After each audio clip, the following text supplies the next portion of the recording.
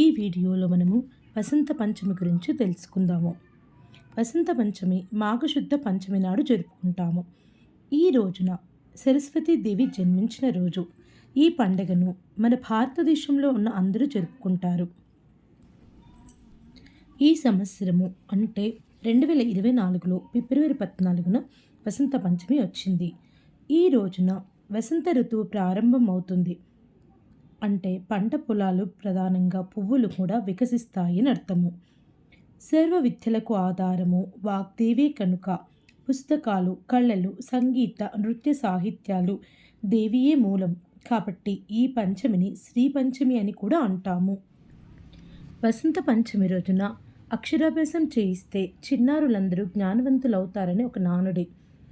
సరస్వతి ఆరాధన వలన వాక్శుద్ధి కలుగుతుంది.